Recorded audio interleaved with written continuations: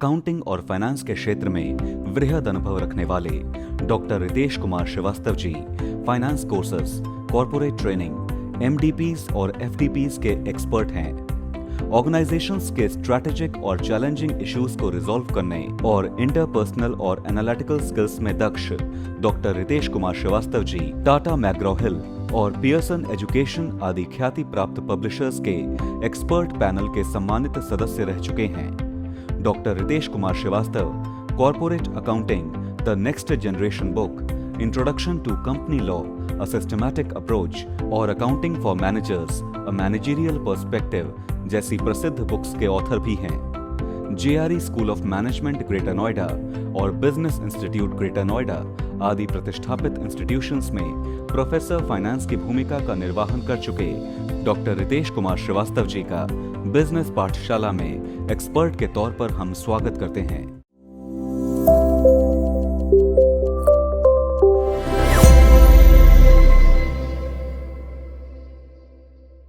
Good morning viewers, this is Dr. Ritesh Srivastav. Today we are going to discuss certain more things about strategy for improving small scale enterprises. See, अगर हम business start करते हैं तो सबसे important क्या होता है कि हमारा बिजनेस जो 20 साल पहले था क्या आगे भी वही चलेगा। अगर हम एक छोटी दुकान स्टार्ट करते हैं और अगले 20 साल के बाद भी हम उसी छोटी दुकान पे होते हैं तो इसका क्या मतलब हुआ? इसका सीधा सा मतलब हुआ कि आपका बिजनेस ग्रो नहीं कर रहा। आज के ज़माने में जब लाइफ में बहुत सारी चीज़ें डेवलप होनी स्टार्ट हो चुकी हैं, बहुत सारी ऐसी चीज़ें हैं जिसमें हमको डेवलपमेंट की ज़रूरत होती है, तो same thing apply for our business also. हमारा बिजनेस भी अगर इम्प्रूव नहीं करेगा, प्रॉफिट मेकिंग नहीं होगा, लार्ज स्केल पे नहीं जाएगा तो हमारा बिजनेस सुटेबल नहीं होगा। सो कॉन्सेप्ट है, सिंपल सी बात है कि आपको बहुत सारी स्ट्रेटजी फॉलो करनी पड़ेंगी, अदरवाइज आपकी कंपनी पुरानी रह जाएगी, आपकी कंपनी को बहुत टाइम पे भूल जाएंगे। जैसे मैं एग्जांपल बात करता हूँ, बड़ी छोटी सी बात, बोरोलिन क्या अगर आप देखो तो बोरोलिन में कुछ भी स्पेशल नहीं था। बोरोलिन में सिर्फ एक छोटा सा पैकिंग उनकी जो थी, मैं कहता हूँ मैं 50 ईयर्स से देख रहा हूँ बोरोलिन का पैकिंग जो पहले था सेम ग्रीन कलर की पैकिंग आज भी है। उन्होंने कुछ भी नहीं किया, उन्होंने सिर्फ, जबकि बहुत सारे लोगों को ये भी नहीं पता होगा कि बोरोलिन है कहाँ की कंपनी, किस जगह की कंपनी, उसका मैन्युफैक्चर कहाँ पे होता है, लेकिन उससे अच्छा एंटीसेप्टिक क्रीम आज की डेट में कोई भी नहीं है। कॉन्सेप्ट सिंपल है।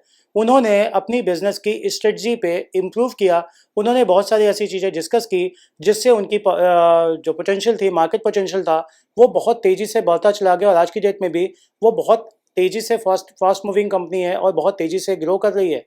एग्जाम्पल आप डाबर को देख सकते हैं, बहुत सारे ऐसे एग्जाम्पल हैं जिसे आप कह सकते हैं कि आपको सर्टेन लॉजिक्स, आज की डेट में मैं ये बताऊंगा, आपको बहुत सारी स्ट्रेटजी बताऊंगा जिससे आपका स्मॉल स्केल इंडस्ट्री जो छोटे पैमाने पे चल रहा था उसे आप लार्ज स्केल पे कैसे लाओगा। These are the following guidelines जिससे आपकी स्ट्रेटजी आप फॉलो करेंगे और आपका बिजनेस छोटे से बहुत बड़े पैमाने पे आ जाएगा। कहानी कुछ मिला के कुल नहीं है, कहानी सिर्फ इतनी सी है कि आपको ये सारी गाइडलाइंस को फॉलो करना है जिससे आपका बिजनेस ग्रो करे, और ग्रो करने के लिए मुझे कुछ नहीं लगता कि ऐसे कोई स्पेशल स्ट्रेटजी की जरूरत पड़ेगी। आपको सिर्फ ये ध्यान रखना है कि आपको अपना IQ लेवल अपने दिमाग से सोचना है कि कस्टमर क्या चाहता है, कस्टमर के अकॉर्डिंग, कस्टमर के टेस्ट के according, according to their nature. अगर आप उनकी पसंद नापसंद का ध्यान रखते हो कि कस्टमर किस तरीके से क्या कर रहा है, क्या चीज़ें बन रही हैं, आज का जनरेशन क्या चाहता है, मार्केट क्या चाहता है, कस्टमर क्या चाहता है, तो बहुत आसान सी चीज़ है। सो आज मैं डिस्कस करने वाला हूँ कुछ ऐसी स्ट्रेटजी जिससे आपका स्मॉल स्केल इंडस्ट्री जो है वो एक समय के बाद लार्ज स्केल पे कन्वर्ट हो जाएगा। स्मॉल स्केल इंडस्ट्री का मतलब छोटा सा है कि आप लघु पैमाने पे कोई बिजनेस स्टार्ट करते हो जिसका कस्टमर बहुत लिमिटेड है। कुछ ऐसे प्रोडक्ट हैं जो बहुत छोटे पैमाने पे स्टार्ट करते हैं और आज की डेट में फिर बहुत तेज़ी से वो ग्रो कर जाते हैं। आप MDH वाले गुलाटी जी का भी बिजनेस देख सकते हो कि एक समय वो मसाले का बिजनेस तांगे पे लेके बेचा करते थे और आज की डेट में MDH एक ब्रांड है। हर आदमी MDH के मसाले को यूज़ करना चाहता है। कुछ नहीं था उसने कुछ नहीं किया, उन्होंने सिर्फ किया, उन्होंने एक ही मसाले को अलग अलग तरीके से कुछ उसमें इंग्रेडिएंट्स डाल के उन्होंने 20 तरह के मसाले तैयार कर दिए। पापड़ी चाट मसाला, राजमा मसाला, ये मसाला, दुनिया भर की मसाले उन्होंने डेवलप की। तो मेरा फर्स्ट स्ट्रेटजी जो है वो है एक्सपेंशन। आपके बिजनेस को आपको एक्सपेंड करना है। एक्सपेंड करने का मतलब आपको चीज़ों को डेवलप करना है कि चीज़ें वही नहीं होनी चाहिए जो स्टार्टिंग में थी। आपको कुछ ना कुछ उसमें चेंजेस लाते रहना है। अगर मैं एग्जांपल दूं तो लेमन लैंग्वेज में अगर आप कह सकते हो चिप्स या कुरकुरे। चिप्स या कुरकुरे आप देखिए स्टार्टिंग में सबसे पहले अंकल चिप्स आया था और प्लेन चिप्स हुआ करता था। अब जब बहुत सारे मार्केट में पोटेंशियल आते चले गए, कस्टमर का टेस्ट नेचर चेंज होता चला गया, तो बिंगो ने कुछ और ब्रांड लगाया, कुरकुरे ने टेढ़े मेढ़े, बहुत सारे ब्रांड ने अंकल चिप्स, अलग अलग उन्होंने वैरायटी अपनी लगाई। कहानी कुल मिला के ये थी कि आपको सिर्फ ये ध्यान रखना है कि बिजनेस में आपको एक्सपेंशन करने के लिए आपके बिजनेस को कुछ ऐसा डेवलप करना है जिससे आपका बिजनेस डेवलप हो और मार्केट पोटेंशियल जो है, जो कस्टमर चाहता है, अकॉर्डिंग टू दैट आपका बिजनेस उसके अकॉर्डिंग चले, जिससे आप बिजनेस को अच्छे ढंग से मैनेज कर पाओ। क्योंकि बिजनेस के देखिए सिंपल सी बात है, मेरा कहना यह है कि अगर आपका बिजनेस लार्ज स्केल पे नहीं जाना चाहिए ड्यू टू जस्ट ओनली कि आपने स्मॉल स्केल पे बहुत सारी स्ट्रेटजी नहीं फॉलो की, तो फिर बिजनेस का कोई फायदा नहीं। बिजनेस का मतलब ये होता है प्रॉफिट मैक्सिमाइजेशन। प्रॉफिट मैक्सिमाइजेशन कब होगा? जब आपका कस्टमर सेटिस्फाइड होगा। अगर आपका कस्टमर सेटिस्फाइड नहीं है तो प्रॉफिट मैक्सिमाइजेशन कभी हो ही नहीं सकता। सो प्रॉफिट आपको मैक्सिमाइज करना है, but after giving proper satisfaction to their customer. So my first strategy for improving your business policy to develop small scale industry, only one thing, that is expansion. अपने business को आप grow कीजिए जिससे आपका business grow हो और life में वो सारी चीज़ें आपको बिजनेस में मिलने लगे जो आपके बिजनेस को आगे मार्केट में कर सकती है। जैसे मैं एक एग्जांपल लेता हूँ, LML वेस्पा। LML वेस्पा जो थी, मुझे बहुत अच्छे से याद है कि स्टार्टिंग में हम लोग के पास जब स्कूटर हुआ करती थी, मैं बात कर रहा हूँ 1989 1990 की, तो उस वक्त स्कूटर का मतलब क्या हुआ था? स्कूटर का मतलब होता था या तो LML वेस्पा, ठीक है, या हुआ करता था लम्ब्रेटा, या हुआ करता था बजाज। इन्होंने क्या किया? इन्होंने अपनी टैग लाइन खुद बनाई, इन्होंने अपने डेवलप किया, एक्सपेंड किया। और LML वेस्पा का पहले तो उन्होंने लुक चेंज किया, जो स्कूटर का लुक था उसको उन्होंने चेंज किया और धीरे धीरे करके एक लोगो बन गया कि LML वेस्पा मार्केट का एक पसंदीदा स्कूटर ब्रांड हो गया। उन्होंने एक्सपेंड किया अपनी ही पॉलिसी को, अपने ही ब्रांड को उन्होंने एक्सपेंड किया। या बात करते हैं स्कूटी की, होंडा एक्टिवा से लेके जो भी चीज़ें आज की डेट में होगा 3G 4G 5G तक स्कूटी आ गई है, इसमें कुछ नहीं किया। इन्होंने क्या किया? इन्होंने केवल उसका साइज, शेप और नेचर जो था, जो उनके प्रोडक्ट की चीज़ें थी, उस पर उन्होंने थोड़ा सा एडिट किया और अच्छा हो गया। एक समय में स्कूटी का मतलब हुआ करता था केवल गर्ल्स और बॉयज़ ही नहीं यूज़ करते थे, बहुत लिमिटेड लोग यूज़ क्या करते थे। आज की डेट में स्कूटी सबसे बेस्ट हो गया है सभी के लिए, हर एज के लिए, इवन ओल्ड एज पीपल के लिए भी, जिनकी एज 60 ईयर्स भी है वो भी स्कूटी यूज़ करना चाहते हैं, क्योंकि इसमें इंपॉर्टेंट थिंग क्या है? उन्होंने उसमें गियर नहीं डाला है। अब अगर गियर नहीं होगा तो सबसे इंपॉर्टेंट जितना रेस देना है उतना रेस दो, उसके बाद उसे छोड़ दो। सो कहानी है सिर्फ इतनी कि अगर आपका बिजनेस एक्सपेंड नहीं होगा तो लाइफ में आपको वो सारी चीज़ें नहीं मिलेंगी जो बिजनेस को एक्सटेंड करने के लिए आपको चाहिए होता है। और मार्केट डेवलपमेंट तो बहुत इंपॉर्टेंट है। जब आप मार्केट में काम करते हो तो आपको हमेशा मार्केट के ट्रेंड को देखना चाहिए। मार्केट का ट्रेंड अगर आप फॉलो नहीं करोगे तो आपको आउटडेटेड बोल दिया जाएगा और आपका बिजनेस इमीडिएटली बंद होता चला जाएगा। फेविकोल, फेविकोल बहुत फेमस ब्रांड है। पहले इसका काम क्या था? लकड़ियों को चिपकाना, कुछ और काम था। लेकिन पीडीलाइट के नाम से उन्होंने कुछ और भी प्रोडक्ट लगाए। उसके बाद उन्होंने एक ऐसा चिपचिपा सा पदार्थ बनाया जिससे वो लकड़ी भी चिपक सकती है, उससे सारे प्रोडक्ट टच कर सकते हैं। और उन्होंने एक स्टार्ट पीडीलाइट मेरीन बनाया जो पानी के अंदर भी काम करेगा। Expansion, this is the example of expansion. अगर आप एक्सपेंशन नहीं करेंगे तो आपके बिजनेस में वो सारी चीज़ें नहीं पॉसिबल होंगी जो आप अपने बिजनेस को एडिट करने के लिए, जो आप बिजनेस को ग्रो करने के लिए आप अपनी चीज़ों को एडिट करना चाहते हो, जिससे आपका बिजनेस ज़्यादा इंपॉर्टेंट हो। अब मैं कहता हूं, अगर आप मार्केट पोटेंशियल की बात करते हो या एक्सपेंशन की बात करते हो तो उसके बहुत सारे एडवांटेज हैं, लेकिन इसके एडवांटेज के अलावा बहुत सारी ऐसी चीज़ें हैं जो उसके ड्रॉबैक्स भी हैं। तो अगर मैं बात करता हूं एडवांटेज की, तो सबसे इंपॉर्टेंट क्या होता है कि एक्सपेंशन जो होता है वो नेचुरल और ग्रेजुअल होना चाहिए। ऐसा एक्सपेंशन नहीं होना चाहिए जो बिल्कुल अपोजिट हो। अगर एक्सपेंशन में कुछ ऐसी चीज़ें कर दोगे जिसे पब्लिक सिरे से नकार देगी तो फिर वो नहीं चलेगा। एग्जाम्पल, आपका सीधा एग्जाम्पल है रिन। रिन आप देखिए कि जब से मैंने होश संभाला मैं हमेशा से रिन को ही देखता था कि रिन की सफ़ेदी लगातार चमत्कार, दीपिका जी उसका एडवर्टीजमेंट करती थी। तो उन्होंने एक चीज़ें ही बनाई कि भाई वो जब शॉप पे जाती थी तो उन्होंने क्या देखा? उन्होंने देखा कि मुझे तो वही मेरा चाहिए, रिन। और रिन की सफ़ेदी लगातार चमत्कार और लगातार बहुत सालों तक चला। रिन ने काफ़ी सालों अपनी मार्केट को पकड़े रखी, 30 साल के आसपास रखा। बाद में टाइड और बाकी और प्रोडक्ट्स आए। सो एक्सपेंशन ऐसा होना चाहिए जो आपके मार्केट को नेचुरल और ग्रेजुअल लगे। ऐसा नहीं होना चाहिए जिससे आपको ये लगे कि प्रोडक्ट ऐसा है जिससे आपका ब्रांडिंग खराब हो सकती है, जिससे आपका प्रोडक्ट उतना अच्छा ना हो। तो इसलिए हमेशा ध्यान रखना है कि आपको चीज़ें ऐसी करनी है जो आपका ओरिजिनल प्रोडक्ट है ओरिजिनल प्रोडक्ट बिल्कुल वैसा होना चाहिए, उसमें सिर्फ थोड़ा सा आप एडिट कर सकते हो, कुछ ऐसी चीज़ें कर सकते हो जो नेचुरल लगे, जो ग्रेजुअल लगे। उसमें ऐसा नहीं होना चाहिए कि वो थोड़ा सा लीक से हटके हो। अगर वो थोड़ा सा लीक से हटके होगा या ब्रांडिंग से थोड़ा सा किसी और उसमें होगा तो फिर नहीं चलेगा। मैं एग्जांपल मैगी का भी दे सकता हूँ कि मैगी आप देखिए कि बचपन से आप लगातार मैगी खाते चला रहे हो, मैगी का सेम ब्रांड येलो पैकेट वाला सेम मसाला आज की डेट में भी इतनी सारी प्रॉब्लम्स के बावजूद उसमें लीड निकली थी और बहुत सारे प्रॉब्लम्स निकले थे, बट नेस्ले बिल्कुल सेफली निकल गया। क्यों? क्योंकि मैगी एक ब्रांड है और वो मार्केट में सबसे ज़्यादा बिकता है, उसके साथ ही टॉप रेमन है, उसके साथ बहुत सारे प्रोडक्ट है, लेकिन वो फेल होते गए, उन्होंने मैगी को कभी कम्पीट नहीं किया।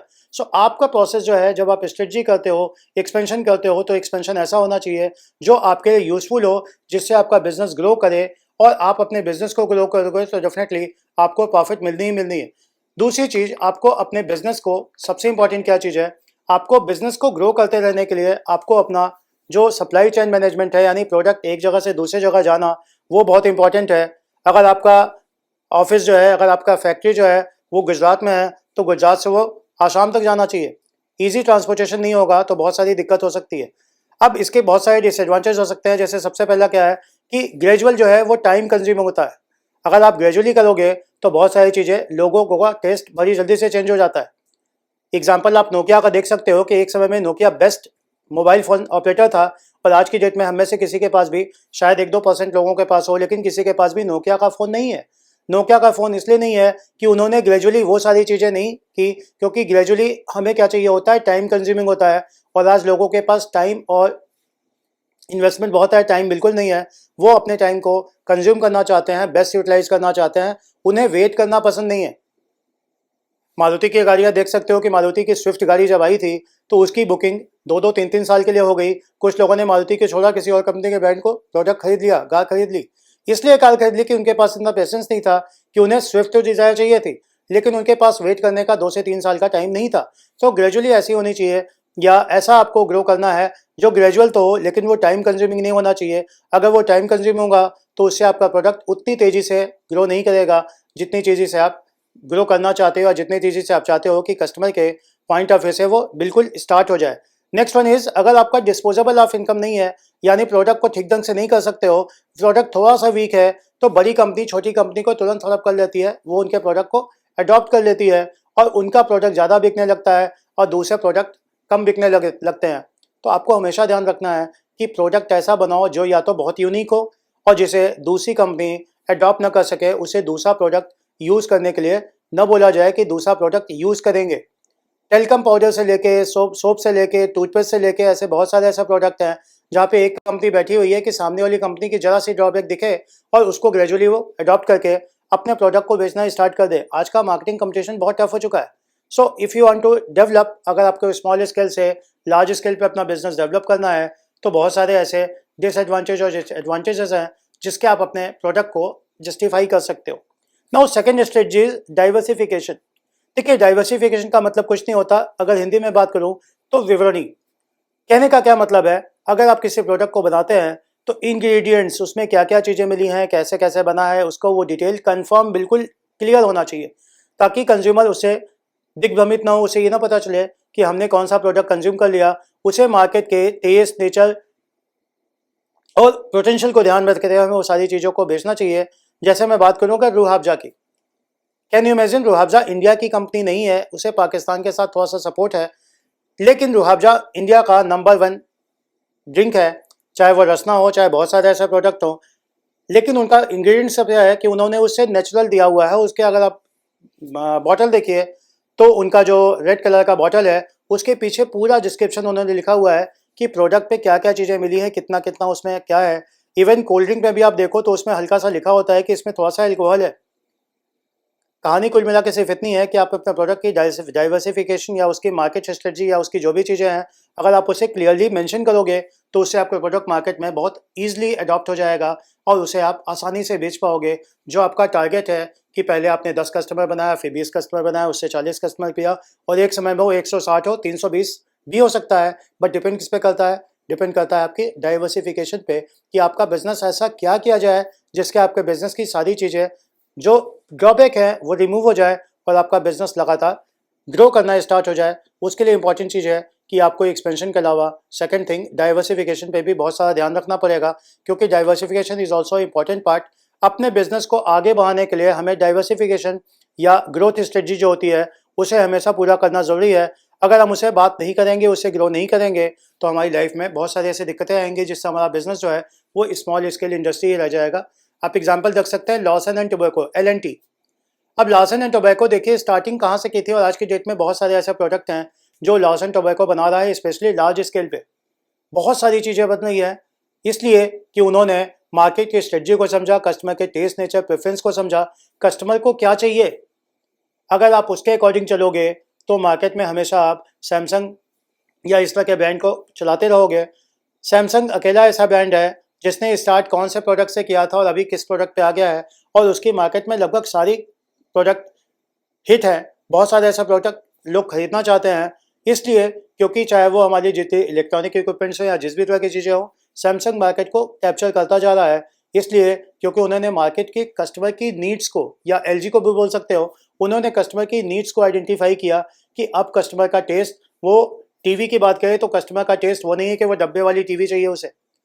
उन्होंने क्या क्या डेवलप करके आखिरकार वो सारी चीज़ें बना दी जिससे उनका स्मॉल स्केल इंडस्ट्री जो छोटा सा प्रोडक्ट था गोल्ड स्टार, अब वो LG देखिए कितने बड़े प्रोडक्ट को लॉन्च करना स्टार्ट कर दिया, क्या क्या चीज़ें उनके मार्केट में बिकने लगी। सिंपल सा कॉन्सेप्ट है कि अगर आपको बिजनेस को स्मॉल स्केल इंडस्ट्री से लार्ज स्केल बिजनेस पे लाना है तो बहुत सारी ऐसी चीज़ें हैं, जैसे मैंने एग्जांपल आपको लिया था LML का, या एग्जांपल आपको दिया था रिन का, या एग्जांपल मैं ले रहा हूँ आपको LNT का। आपको सिंपल सी बात है, बिजनेस को ध्यान में रखते हुए, कस्टमर की जो नीड्स हैं उसको ध्यान रखते हुए आपको सारी चीज़ों को ध्यान से करना पड़ेगा, अदरवाइज आपका प्रोडक्ट उतना डेवलप नहीं होगा जितना डेवलप होना चाहिए था।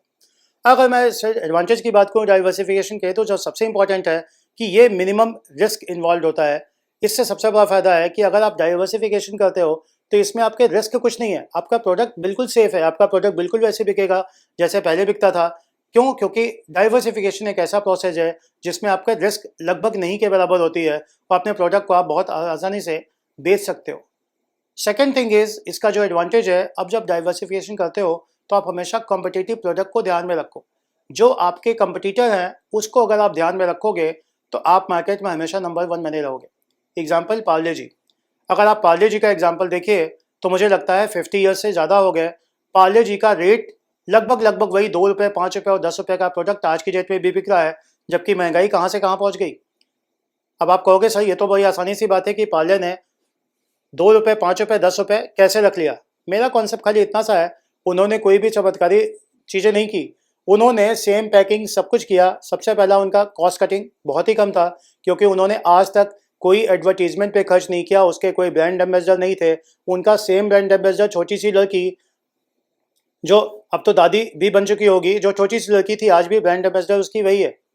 ठीक, येलो कलर का पैकेट, येलो कलर के पैकेट पे उस बच्ची की फोटो, और आज भी 2 रुपये, 5 रुपये और 10 रुपये का ये पैकेट मिल रहा है। अब ये कैसे पॉसिबल है इतनी महंगाई में? सिर्फ उन्होंने क्या किया, उसके वजन को कम कर दिया। 100 ग्राम की जगह कभी 80 ग्राम कर दिया, 85 ग्राम कर दिया, उससे 60 ग्राम कर दिया, 55 ग्राम कर दिया, 60 ग्राम कर दिया, 40 ग्राम कर दिया, लेकिन पैकिंग उनकी वही थी 10 रुपये।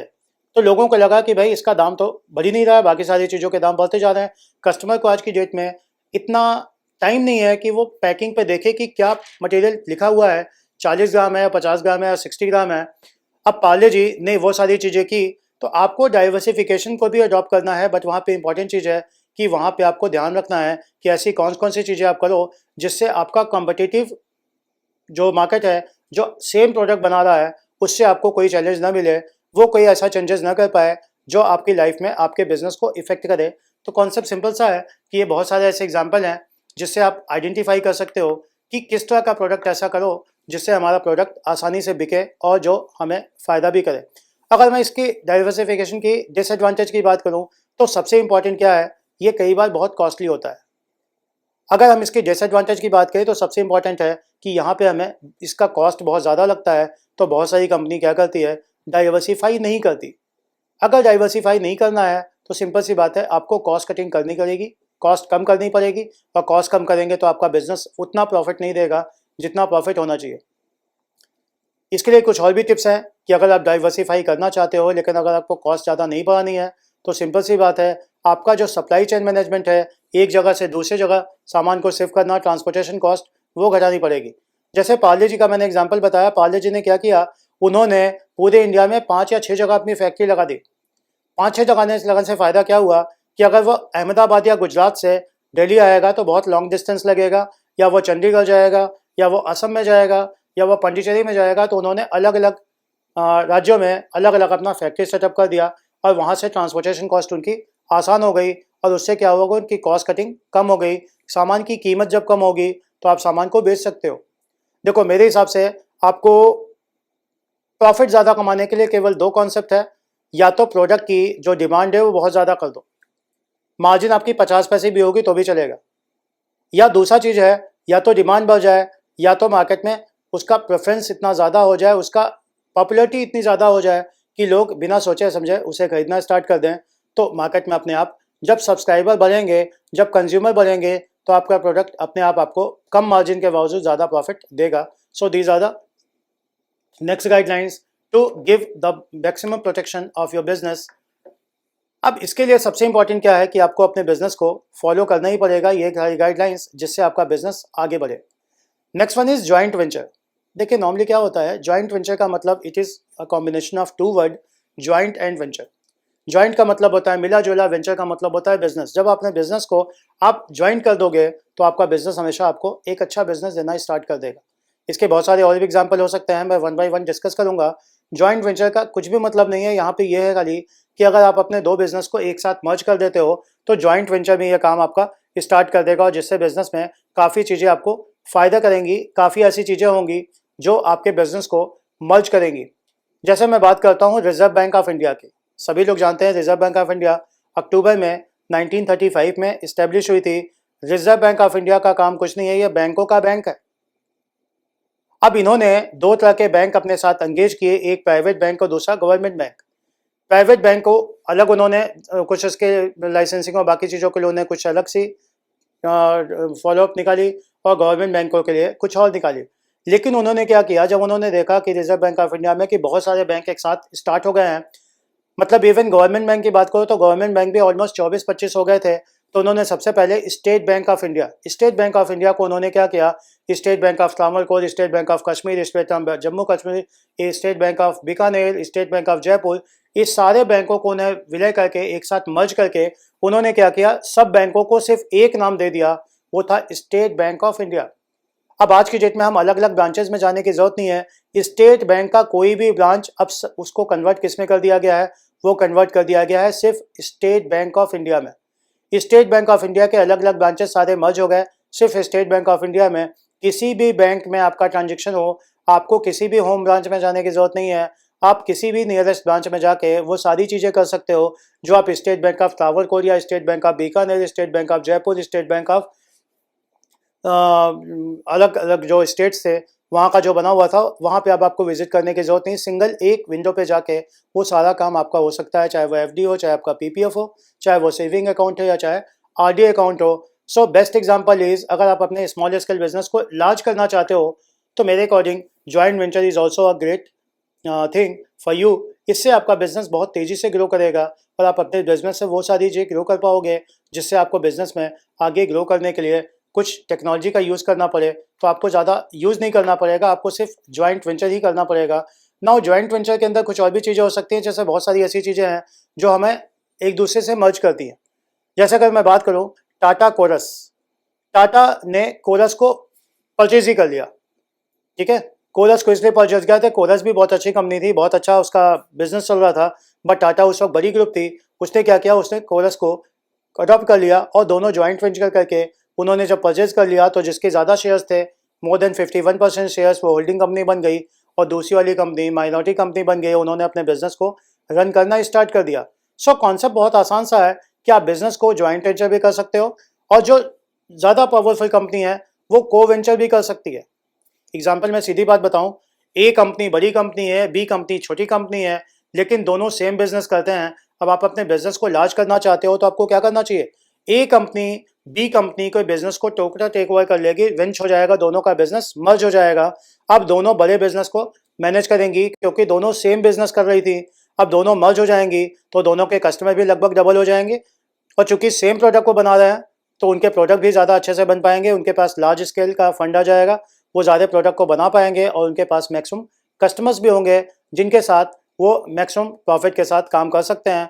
सो according to me joint venture is also a great thing to merge a business, कि जिससे आपका स्मॉल स्केल बिजनेस जो है वो मर्ज होके लार्ज स्केल बिजनेस में भी आ जाए। Now fourth point, this is the most important point, आज की डेट में यह बहुत तेजी से चल रहा है, M&A। M&A is not a great thing. अगर मैं सिंपल लैंग्वेज में बोलूं तो मर्जर एंड एक्विजिशन, या तो दो कंपनी आपस में मर्ज हो जाए या बड़ी कंपनी छोटी कंपनी को परचेज कर ले।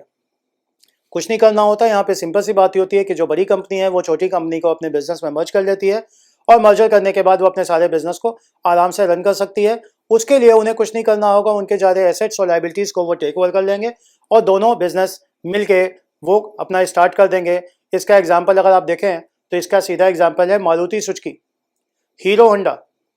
मारुति सुजुकी की बात करें तो मारुति, आपको पहले से भी पता होगा कि मारुति इंडिया की कंपनी है और वह इंडियन कार्स बनाती थी। दूसरी होंडा कंपनी जो थी वो जापान की कंपनी थी और ऑटोमोबाइल में बहुत नंबर 1 की थी। लेकिन उसे पता चला कि यार इंडिया में अगर आना है तो इंडिया में हमें चीज़ों को इस ढंग से करना पड़ेगा कि जिससे हम चीज़ों को आसानी से रिफ्लेक्ट कर सकें, कस्टमर का ध्यान अपने साइड अट्रैक्ट कर सकें। तो उन्होंने मारुति को पकड़ा। मारुति के पास टेक्नोलॉजी तो बहुत थी लेकिन उनके पास उतना मैन पावर नहीं था, उतनी मार्केटिंग स्ट्रेटजी नहीं थी, उनका उतना लेटेस्ट टेक्नोलॉजी नहीं थी।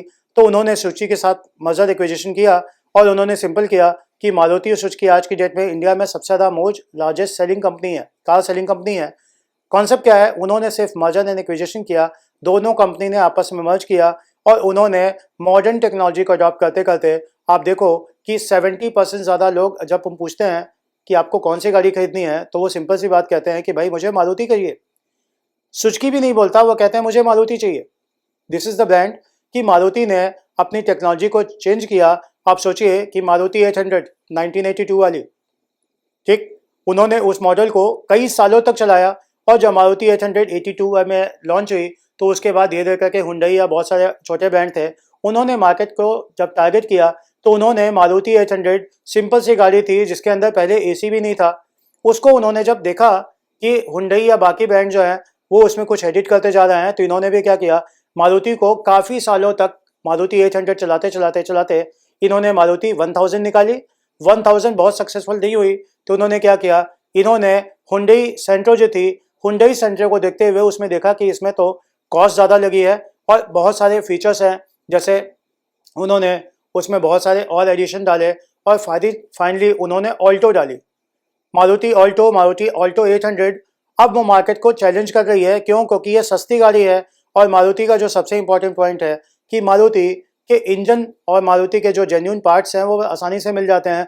उसके लिए आपको एक्सपर्ट शोरूम में जाने की ज़रूरत नहीं है, लोकल मैकेनिक भी उसे आसानी से बना सकता है। और अगर आप किसी आउट स्टेशन पे किसी और जगह पे जा रहे हो और रास्ते में अगर कोई फॉल्ट आ जाती है आपकी गाड़ी में किसी तरह का, तो आप किसी भी लोकल मैकेनिक को बुला के वो सारी चीज़ें ठीक कर सकते हो।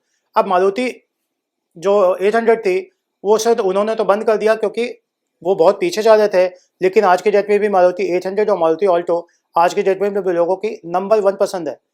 देखिए कहानी कुल मिला के यही है कि अगर आप अपने बिजनेस को ग्रो करना चाहते हो तो आपको मर्जर एंड एक्विजिशन का भी सहारा लेना पड़ेगा, चाहे वो मारुति सुजुकी का एग्जाम्पल हो चाहे हीरो होंडा का हो। आपको बहुत अच्छे से याद होगा कि संजीव मुंजाल का जो होंडा कंपनी, उन्होंने हीरो के साथ टाई अप किया। हीरो का काम जो पहले था, आपको आसानी से पता होगा कि हीरो पहले क्या बनाती थी, हीरो पहले केवल साइकिल बनाती थी। अब केवल साइकिल बनाते बनाते उसको ये लगा कि यार हीरो में साइकिल तो मैं बना ही रहा हूँ, लेकिन अगर मैं किसी और कंपनी के साथ टाई अप करके अगर मोटरसाइकिल बनाता हूँ तो मेरा प्रोडक्ट और भी अच्छे से चलेगा। एक समय हीरो की मोटरसाइकिल आना शुरू हो गई थी, लेकिन उन्होंने हीरो होंडा के साथ जब टाई अप किया तो उनकी मार्केट सेलिंग, मुझे अच्छे से याद है कि हीरो होंडा स्प्लेंडर एक समय में इंडिया में सबसे ज़्यादा लार्जेस्ट बाइक सेलिंग कंपनी थी। सबसे ज़्यादा बाइक जो बिकती थी वो हीरो होंडा स्प्लेंडर और हीरो होंडा SS 100, सिर्फ ये दो बाइक्स बिकती थी, बाकी कोई प्रोडक्ट नहीं बिकता था। इसलिए क्योंकि उन्होंने टाई अप किया अपनी से ज़्यादा पावरफुल कंपनी के साथ। एक तो उसके साथ बिजनेस टाई अप करने से सबसे बड़ा फायदा क्या होता है कि दोनों के कस्टमर ज्वाइंट होकर ज़्यादा कस्टमर्स हो जाते हैं। जो बड़ी कंपनी है वो अपनी टेक्नोलॉजी को ज़्यादा यूज़ करेगी और उससे हमारा प्रोडक्ट और लार्ज स्केल पे बहुत अच्छा हो जाएगा और उससे हमारा प्रोडक्ट जो है वो ज़्यादा कस्टमर के रेंज में आएगा और कस्टमर ज़्यादा ज़्यादा हमारे प्रोडक्ट को यूज़ करेगा। बहुत सारी ऐसी कंपनी हैं जिन्होंने मर्जर एक्विजिशन को नहीं लिया और बिना मर्जर एक्विजिशन के मार्केट में उनका प्रोडक्ट वो रेंज में नहीं आया। जैसे मैं एग्जांपल बात करूँ स्कोडा की, स्कोडा की गाड़ियाँ बहुत अच्छी होती है, स्कोडा एक्टिवा से लेकर बहुत सारे उनके अच्छे ब्रांड हैं, लेकिन वो मार्केट में वो सक्सेसफुल नहीं पा सकी जो मारुति या इस तरह के ब्रांड बना पाई, क्योंकि सबसे इंपॉर्टेंट क्या था, उनके जेन्युइन पार्ट्स बहुत महंगे थे और उनकी गाड़ियाँ 8 लाख 10 लाख 12 लाख कई बार 25-25 लाख रुपए की गाड़ियाँ आती थी। इंडिया के कस्टमर को सिर्फ एक चीज़ चाहिए, पैसे कम लगे, सेटिस्फैक्शन मैक्सिमम मिले। अब पैसे कम दोगे और सेटिस्फैक्शन मैक्सिमम लोगे तो आपको कहीं ना कहीं टाई अप करना पड़ेगा किसी दूसरी कंपनी के साथ मर्ज करके, ताकि आप अपने बिजनेस को वो सब दे सको जिससे आपका बिजनेस आसानी से चल सके। सो मर्जर एंड एक्विजिशन जो ये एक्ट था वो था 1991 में, इसे भी लॉन्च किया और इससे सबसे इंपॉर्टेंट फ़ायदा क्या हुआ, बहुत सारी ऐसी कंपनी थी जिन्होंने अपने बिजनेस को इसके साथ टाई अप किया। कुछ ऐसी भी कंपनीज हैं जिन्होंने किसी के साथ टाई अप ना करके भी अपने बिजनेस को काफ़ी लार्ज स्केल पे चलाया। एग्जाम्पल आप देख सकते हैं महिंद्रा एक समय में महिंद्रा की केवल जीप आया करती थी, उसके अलावा महिंद्रा के पास कुछ भी नहीं था। आज की डेट में 40% ज़्यादा लोग टाटा और महिंद्रा को ही प्रेफर करते हैं। अगर मैं इंडियन ब्रांड की बात करूं, अब टाटा और महिंद्रा को ब्रांड किस लिए था कि उन्होंने मार्केट के पोटेंशियल को समझा और उन्होंने एक्सयूवी या एसयूवी इस तरह की गाड़ियाँ लॉन्च की और कम रेंज में अच्छी अच्छी गाड़ियाँ उनकी आती चली गई और उससे क्या हुआ, लोगों को अच्छी गाड़ियाँ अच्छे रेट पे मिलना स्टार्ट हो गई और उससे कस्टमर को सेटिस्फैक्शन भी मिला और उससे कस्टमर को जो उनकी नेट सेटिस्फाई होती है वो भी सारी चीज़ें स्टार्ट की। मुझे बहुत अच्छे से याद है कि जहाँ से मैं बिलोंग करता हूँ वहाँ पे जो सभासद थे उनके पास महिंद्रा की स्कॉर्पियो गाड़ी थी। अब स्कॉर्पियो को देखने के लिए लोग लाइन लगाए रहते थे, इतनी बड़ी गाड़ी। अब आज की डेट में देखो कि स्कॉर्पियो में उन्होंने कुछ नहीं किया, उन्होंने सिर्फ टेक्नोलॉजी को परखा, लोगों की जांच, लोगों को देखा कि लोगों को आज की डेट में चाहिए क्या। उन्होंने स्कॉर्पियो का जो नया मॉडल लॉन्च किया है, देख के हैरानी होती है कि ये महिंद्रा ने ही लॉन्च किया होगा। बट थिंग इज़ कि हमें कस्टमर के टेस्ट, प्रेफरेंस, नेचर को, उसका जो सोच है, जो उसे पसंद आएगा, आप उसे वो बनाइए और आप मार्केट में बिल्कुल छा जाएंगे। आप मार्केट में वो चीज़ें कर सकते हैं जो बाकी कोई कंपनी नहीं कर सकती। But once again we are talking about ये बिना मर्जर और एक्विजिशन के नहीं हो सकता। अब इसकी कुछ हम रीज़न की अगर बात करें तो मर्जर एंड एक्विजिशन होता क्यों है। देखिए सिंपल सी बात है, अगर हम मर्जर एक्विजिशन की बात करें तो सबसे इंपॉर्टेंट क्या चीज़ होती है कि हमारे पास कस्टमर्स बहुत लिमिटेड होते हैं, हमारे पास टेक्नोलॉजी नहीं होती, हमारे पास वो इन्वेस्टमेंट नहीं होता, हमारे पास वो सारी अर्निंग्स नहीं होती, हमें कॉस्ट नहीं मिल पाती, हमें कस्टमर्स नहीं मिल पाते, हमारा मार्केट पोटेंशियल जो है वो नहीं हो पाता, हमारा सप्लाई चेन मैनेजमेंट इतना ज़्यादा स्ट्रांग नहीं होता जो हम अकेले कर सकें।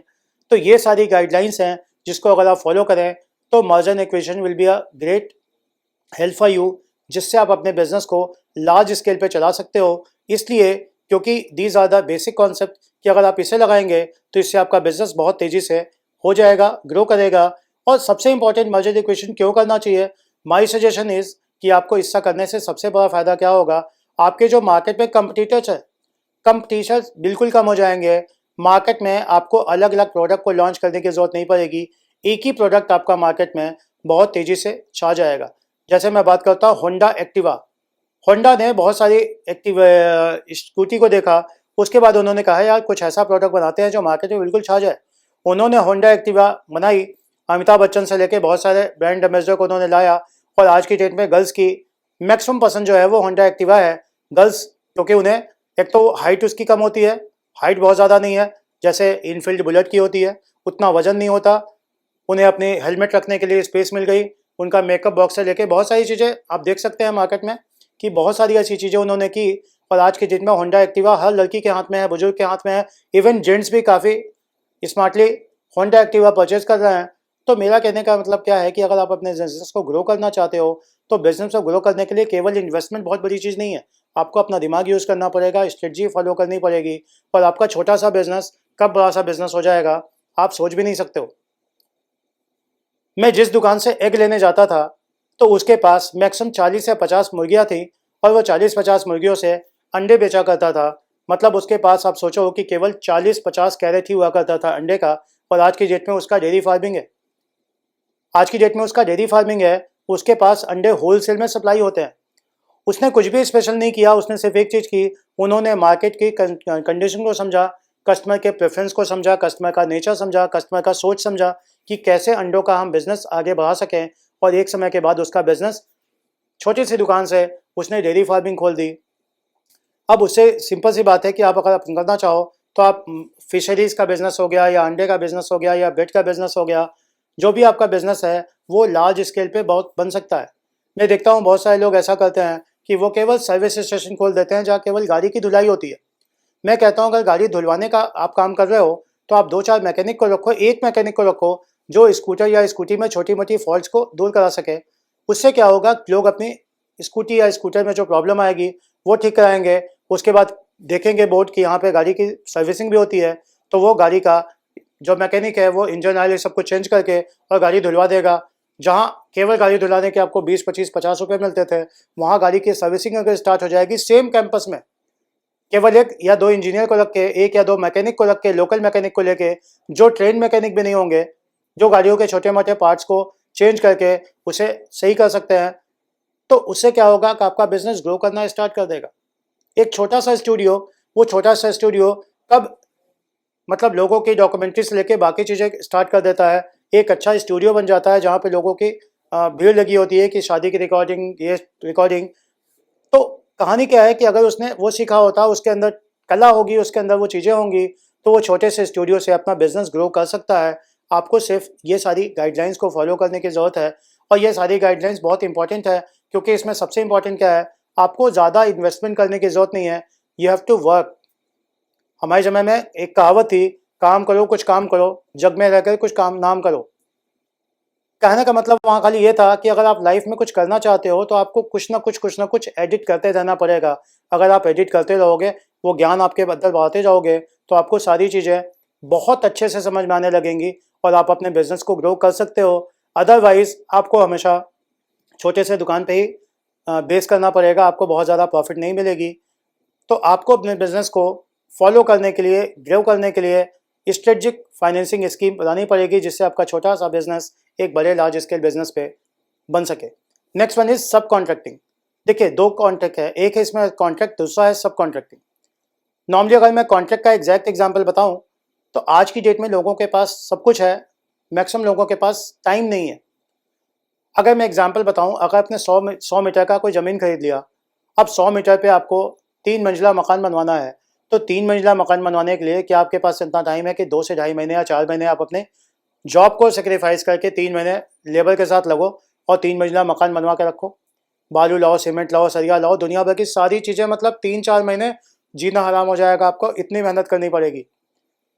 मैं कहता हूँ आज का ज़माना बिल्कुल चेंज हो चुका है। आपको सिंपल सी बात करना है, आप किसी गवर्नमेंट कॉन्ट्रैक्टर या लोकल कॉन्ट्रैक्टर को पकड़ो, उसे बोलो कि भाई ये मकान का नक्शा है जो आर्किटेक्ट से मैंने बनवा के दिया, मुझे इतना इस ढंग से ये मकान बिल्कुल इसी शेप में चाहिए, कितने टाइम में बना दोगे? वो उसे देखेगा, आर्किटेक्ट को नक्शे को ध्यान से और सारी चीज़ें देखने के बाद बताएगा कि भाई 20 लाख रुपए कॉस्ट लगेगी, इसमें ये टाइल्स लगेगी, ये पेंट लगेगा, ये ऐसे लगेगा, जो चाहेंगे सब आप बताते जाइएगा। आपका टोटल कॉस्ट लगेगा वो 20 लाख रुपए लगेगा और 3 से 8 महीने में ही आपका मकान बनकर तैयार हो जाएगा। सबसे बड़ा रिलीफ आपके पास वो जो टाइम कंज्यूमिंग था, वो पैसे उस समय में आप पैसे कमाओगे, ये पैसे बड़ी आसानी से मैनेज कर लोगे। आपको कोई वॉच करने की ज़रूरत नहीं है, आप कभी छुट्टी के दिन, कभी किसी तीज त्योहार पे फैमिली को ले जाके वहाँ पे सिर्फ देख लिया कि काम सही ढंग से हो रहा है कि नहीं हो रहा है। ठीक? तो कहने का मतलब कि आप कॉन्ट्रैक्टिंग के साथ काम कर सकते हो। अगर सब कॉन्ट्रैक्ट के साथ काम करोगे तो बिज़नेस और आसान हो जाएगा। जैसे अगर मैं एग्ज़ाम्पल की बात करूँ, अगर मैं अपना एग्ज़ाम्पल लूँ कि मैं बेसिकली कोरोना पीरियड में लोगों ने अपना टाइम फालतू का स्पेंड किया। मैंने कोरोना में 8 बुक्स लिखी फाइनेंस पे, अलग-अलग बुक्स। अब लोगों का क्या था, लोगों ने ये कहा कि भाई ये टाइम आपने कैसे कंज्यूम कर लिया, आपने ये इतनी सारी चीज़ें कैसे अचीव कर ली। 8 बुक्स बहुत बड़ी बात है कि 3 से 4 महीने आपने कैसे कंज्यूम किया होगा, कैसे लिखा होगा। तो मैंने कहा कि मैंने इस बुक राइटिंग का काम अपनी बेटी को सौंप दिया कि तुम्हारी इंग्लिश बहुत अच्छी है, तुम मेरे साथ कंटेंट राइटर बनो और तुम मुझे सारी चीज़ें बताओ। वो कंटेंट टाइप करती थी और मैं उस कंटेंट को कॉपी पेस्ट करके अच्छी-अच्छी चीज़ें उसमें से चीज़ें गैदर करता था। उसके बाद मैंने अपना न्यूमेरिकल क्वेश्चंस खुद अडॉप्ट किया और एक अकाउंटिंग की बुक, कॉस्ट अकाउंटिंग की बुक, कॉर्पोरेट अकाउंटिंग की बुक रेडीमेड तैयार हो गई। सब कॉन्ट्रैक्टिंग का यहाँ पे कुछ मतलब नहीं है। यहाँ पे ये है कि अगर किसी बिजनेस पे आप कैपेबल नहीं हो कि आप उस काम को नहीं कर सकते, तो आप उसका कॉन्ट्रैक्ट किसी और बंदे को दे दो। सामने वाले को पता नहीं चलना चाहिए कि काम आपने किसी और को दिया। काम आप करोगे, लेकिन वो काम एग्जैक्टली कौन कर रहा होगा, सब कॉन्ट्रैक्टिंग या जो सब काम करने वाला होगा सेम काम का। काम बड़ी आसानी से हो सकता है, डिपेंड करता है कि आप किस लॉजिक के साथ काम करते हो। सो सब कॉन्ट्रैक्टिंग का एग्जैक्ट मतलब यही होता है कि आप अपने काम को एंजॉय करो, और अगर आप काम को नहीं कर सकते तो उस काम को अडॉप्ट करने के लिए आप किसी और को कॉन्ट्रैक्ट दे सकते हो। इसका एक और एग्जांपल आप देख सकते हो, मैरिज। आज की डेट में मैरिज एक बहुत बड़ा टास्क हो गया है, लेकिन आज की डेट में इवेंट मैनेजमेंट कंपनी को अगर आप फ़ोन करेंगे, वो आपके घर आएगी, वो फट से बताएगी कितने गेस्ट आएंगे, क्या खाना चाहिए, क्या कैसे चाहिए। वो आपकी शादी से लेके, शहनाई से लेके, डोरी और ये फेरे फेरे वेरे के सारे काम से लेके, खाने पीने से लेके, एंगेजमेंट से लेके, वो पूरा एक पैकेज बना देते हैं कि भाई इतने रुपए में ये सारा कुछ हो जाएगा, बैंक्वेट हॉल बुक करने से लेके ईच एंड एवरीथिंग। अब उन्होंने कुछ नहीं किया, क्या वो सारा काम खुद करते होंगे? मेरे ख्याल से तो वो कुछ नहीं करते होंगे कि वो इवेंट मैनेजमेंट कंपनी ही चलाते होंगे। उन्होंने अलग अलग लोगों से टाई अप किया होगा कि भाई खाने का काम आप करोगे, बुकिंग का काम आप करोगे, इंगेजमेंट का काम आपकी जिम्मेदारी रहेगी, स्टेज आप बनाओगे, फ्लावर्स का डेकोरेशन का काम आप करोगे, टेंट का काम आप करोगे, ये सारी चीज़ें करोगे। सबको उन्होंने सब कॉन्ट्रैक्ट दिया और सबने मिलके जो काम का उसको एक शेप में लाके आपको खुश कर दिया, और पैसे आपने जो उनको देने थे वो दे दिए। अब आपके पास क्या हुआ, आपका जो वैल्यूएबल टाइम था जो 3 4 8 महीने का, वो 3 4 8 महीने आपको चावल दाल गेहूं मेवा काजू ये सब लाने की ज़रूरत नहीं पड़ी, ना हलवाई की ज़रूरत पड़ी, ना आपको ड्रेसिंग की ज़रूरत पड़ी। वो सारा कुछ इन्होंने मैनेज कर दिया। कहानी कुल मिला के ये है कि अगर आप सब कॉन्ट्रैक्ट के साथ अपना काम करते हो तो आपका बिजनेस बहुत तेज़ी से ग्रो करना स्टार्ट हो जाएगा, और लाइफ में वो सारी चीज़ें बड़ी आसानी से हो जाएंगी जिससे आप अपने बिजनेस को ग्रो कर सकते हो। Now next point is franchisee. देखिए, अगर मैं इसे इंग्लिश में बोलूँ तो बहुत कन्फ्यूज़न होगी आपको। फ्रेंचाइजी का मतलब सिंपल सा है कि मैंने एक ब्रांड बना लिया। अगर मैंने एक ब्रांड बना लिया और उस ब्रांड की एक शॉप मुझे खोलनी है जयपुर में, एक शॉप खोलनी है आगरा में, एक शॉप खोलनी है बनारस में, एक शॉप खोलनी है प्रयागराज में, तो क्या यह पॉसिबल होगा? भाई मैं तो अकेला ही हूँ, उस बिजनेस को रन करने वाला अकेला मैं हूँ, तो मैं क्या इन सब ज़्यादा जगहों पे जा सकता हूँ एक ही दिन में? अपनी फ्रेंचाइजी बांट दो ना। अगर आप अपनी फ्रेंचाइजी बांट दोगे, डिस्ट्रीब्यूटर बांट दोगे, जैसे मैं बात करता हूँ मदर्स प्राइड की। ग्रेटर नोएडा में जब मैं दिल्ली में स्टार्टिंग में आया था 20 25 साल पहले, तो मदर्स प्राइड बहुत फेमस ब्रांड था जो छोटे बच्चों की स्कूलिंग करता था, ठीक। और मदर्स प्राइड में कई बार डोनेशन लाख रुपए 2 लाख रुपए भी लगती थी सिर्फ एडमिशन के लिए, किंडरगार्टन के एडमिशन के लिए।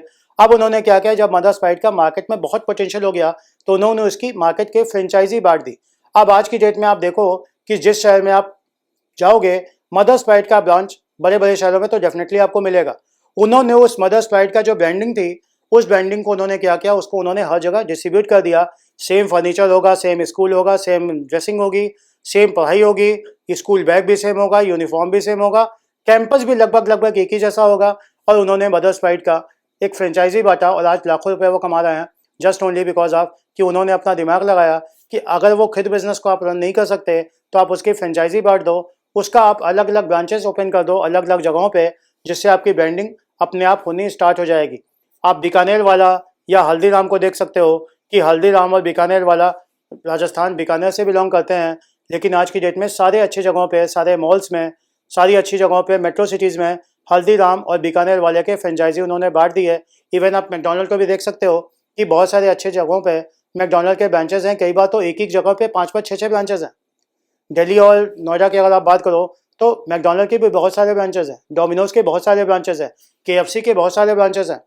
उन्होंने सिर्फ एक चीज़ कॉमन रखा कि उन्होंने फ्रेंचाइजी को, एक तो एक मोटा अमाउंट उन्हें मिल गया फ्रेंचाइजी देने का, दूसरे बाद उनका जो हेड था वो जाके वहाँ पे सर्वे करके आया कि यहाँ पे सारी चीज़ें कैसी होनी चाहिए। एडॉप्टेशन बिल्कुल वही होना चाहिए। अगर KFC में रेड कलर की चेयर है तो सारा सोफे से लेकर सब कुछ वहाँ पे रेडी से होना चाहिए। मदर्स प्राइड में अगर प्ले स्कूल में वहाँ पे बच्चों के झूले से लेके बाकी चीज़ें, तो सब कुछ एग्जैक्टली वही रखोगे तो लोगों को पता ही नहीं चलेगा कि ओरिजिनल वाला फ्रेंचाइजी कौन सा है। मैं बात करता हूँ DPS की। DPS, can you imagine, DPS अगर आप देखो तो पूरे इंडिया में हर जगह पे है, लेकिन ओरिजिनल वाला DPS कौन सा है शायद आप नहीं बता पाओगे। ओरिजिनल वाला DPS मथुरा रोड का है। DPS मथुरा रोड वाला ओरिजिनल है, बाकी सारे फ्रेंचाइजी हैं। रायन इंटरनेशनल, वसंत कुंज वाला ओरिजिनल है, बाकी सारे फ्रेंचाइजीज हैं। कुछ ऐसे भी हैं जो उन्हीं के हैं। कहानी कुल मिला के ये है कि अगर आप अपना ब्रांड बना लेते हो तो आप अपना बिजनेस जो स्मॉल स्केल पे था उसे बहुत लार्ज स्केल पे कर सकते हो, just only by increasing the franchises of your business.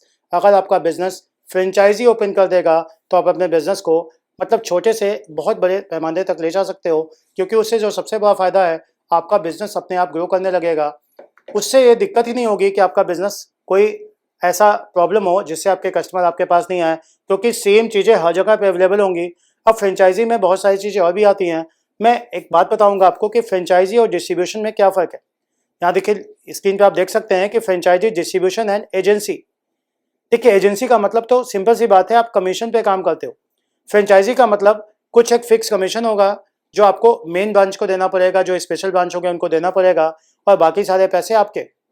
Agency में काम कुछ और होता है।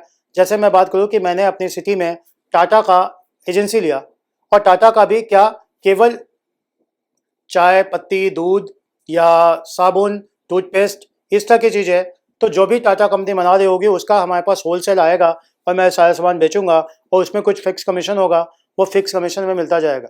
सो एजेंसी में तो आपको फिक्स कमीशन मिलता है, लेकिन फ्रेंचाइजी में एक फिक्स्ड अमाउंट आपको ओरिजिनल सेक्रीफाइस ओरिजिनल वाले को देने के बाद बाकी अमाउंट आपके पास आ जाता है, जिससे आप काफ़ी ग्रो कर सकते हो। लाइफ में ऐसी बहुत सारी चीज़ें हैं जिससे आपको ग्रो करने का टाइम मिलेगा। तो अदर देन फ्रेंचाइजी, डिस्ट्रीब्यूशन भी ज़्यादा अच्छा है। अगर आप मार्केट में बहुत ज़्यादा पैसे इन्वेस्ट नहीं करना चाहते तो आप सिर्फ एजेंसी दे सकते हो या एजेंसी ले सकते हो अपने बिजनेस को ग्रो करने के लिए, या अगर आपका बिजनेस मार्केट में एक ब्रांड बन चुका है तो आप फ्रेंचाइजी भी डिस्ट्रीब्यूट कर सकते हो। एग्जाम्पल टाटा का भी आप देख सकते हो कि टाटा तनिष्क 20 साल पहले, 25 साल पहले ही आया। उसके पहले टाटा तनिष्क का नाम कुछ नहीं था। अब आप कहोगे टाटा तनिष्क है क्या? टाटा तनिष्क केवल गोल्ड मैन्युफैक्चरिंग कंपनी है जो टाटा के गोल्ड को प्रमोट करती है। मतलब टाटा जो गोल्ड से जो सामान बनाएगा, चाहे वो सोने का अंगूठी हो, चाहे वो टप्स हो, चाहे जितनी भी ऑर्नामेंट्स हो, लेकिन उन्होंने ब्रांड किसका डाल दिया? ब्रांड डाल दिया उसको टाटा।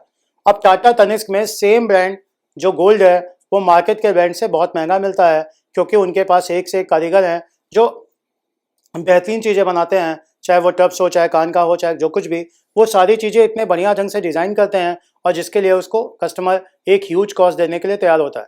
सो कॉन्सेप्ट सिंपल सा है। आप बिजनेस अगर ग्रो करना चाहते हैं, स्मॉल स्केल से लार्ज स्केल पे कन्वर्ट करना चाहते हैं, तो आपको अपने बिजनेस को या तो फ्रेंचाइजी उसकी बनानी पड़ेगी, यानी ऐसा ब्रांड बनाओगे जिससे उसके लोग फ्रेंचाइजी लेना स्टार्ट कर दें, या आप उसकी एजेंसी या डिस्ट्रीब्यूटरशिप किसी को दे दो जिससे वो प्रोडक्ट मार्केट में ईजिली बिकने लगे।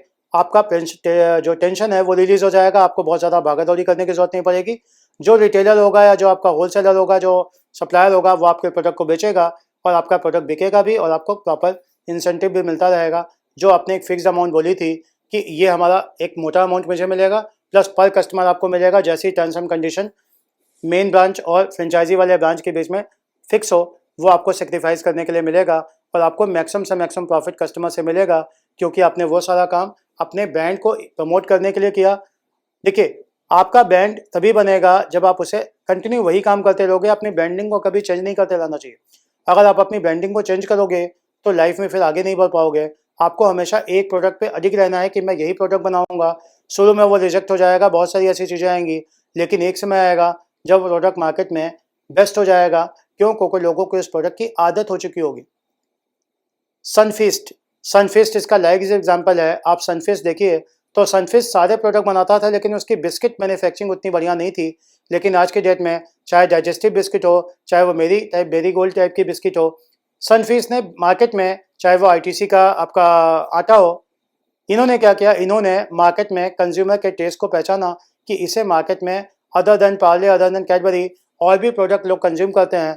उन्होंने कस्टमर के टेस्ट को पहचाना और मार्केट में अपने प्रोडक्ट को लॉन्च करना स्टार्ट कर दिया, और आज की डेट में सनफीस्ट मार्केट की second third largest biscuit selling company हो चुकी है, क्यों? तो उन्होंने कस्टमर के टेस्ट को पहचाना।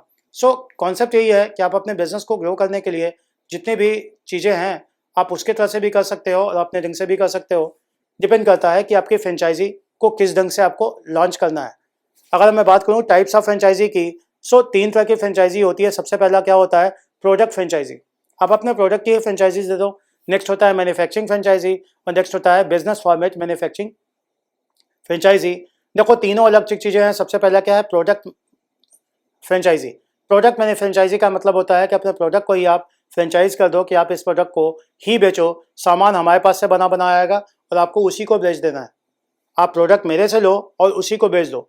जैसे एमआरएफ के टायर किसी कंपनी में नहीं बनते, उसे सिर्फ एमआरएफ ही बनाता है, लेकिन आपने अगर उसकी प्रोडक्ट फ्रेंचाइजी दे दी तो आपने उसे एमआरएफ के टायर जो भी जिसने भी फ्रेंचाइजी आपके शॉप की ली, तो आप उसके शॉप पे एमआरएफ के टायर कार के पहिए का, स्कूटी के, सभी वो आपके पास मिल जाएंगे।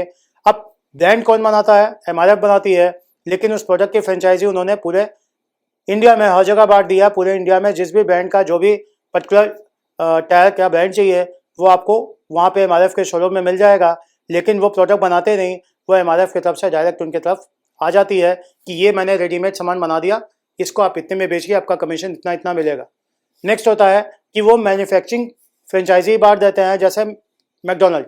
अब मैकडोनल्ड जो अगर आप देखो तो मैकडोनल्ड इंडिया की कंपनी नहीं है, बाहर की कंपनी है, लेकिन आप देखो कि किसी भी मैकडोनल्ड में, पूरे इंडिया में किसी भी मैकडोनल्ड में अगर आप चले जाते हो तो आपको सेम मैकपफ या सेम पिज़्ज़ा, सेम बर्गर आपको मिलेगा। उनकी रेसिपी या उनकी किसी चीज़ों में कोई भी फ़र्क नहीं मिलेगा, एग्जैक्टली वही। इवन जो सर्व करेगा उसका यूनिफॉर्म भी बिल्कुल होगा, टेबल चेयर एसी सब कुछ बिल्कुल वैसे ही होगा। तो आप अपने प्रोडक्ट को या तो प्रोडक्ट मैन्युफैक्चरिंग कर सकते हो या मैन्युफैक्चरिंग फ्रेंचाइजी ही, कि आपने ट्रेंड जो कारीगर थे, ट्रेंड जो लेबर थे या ट्रेंड जो एक्सपर्ट थे उस चीज़ के, आपने उसे अडॉप्ट कर दिया कि भाई ये चीज़ बिल्कुल ऐसी ही बननी चाहिए। अपने ओरिजिनल वाले को आप ले जाके उसे सिखा भी दिया और फाइनली वही सारी चीज़ें बिजनेस स्टार्ट हो गई। सिंपल सी बात है। इससे क्या होता है, मार्केट में आपके पोटेंशियल कस्टमर्स बहुत ज़्यादा बढ़ते हैं। कस्टमर्स बहुत ज़्यादा बढ़ेंगे तो मार्केट में आपका ट्रेंड हमेशा चलता रहेगा। आप देखते हो टीवी पे एडवर्टीजमेंट आता है, रेमंड्स सिंस 1925। हम 2025 में एंटर करने वाले हैं, 2023 में ऑलरेडी आ चुके हैं। अब रेमंड्स 1925 में उन्होंने क्या किया, हमारे समय में हम केवल कपड़े लेने जाते थे रेमंड्स के, वो भी बहुत महंगे कपड़े हुआ करते थे। लोकल प्रोडक्ट अगर किसी को लेना है तो वो रेमंड्स के शोरूम में नहीं घुसता था। अब आज की डेट में मैं देखता हूँ जितने भी मेट्रो सिटी में आप जाओ, जितने बड़े शहरों में आप जाओ, जब आप रेमंड्स के शोरूम में जाते हो तो सबसे पहले तो आपको कपड़े वो दिखाते हैं।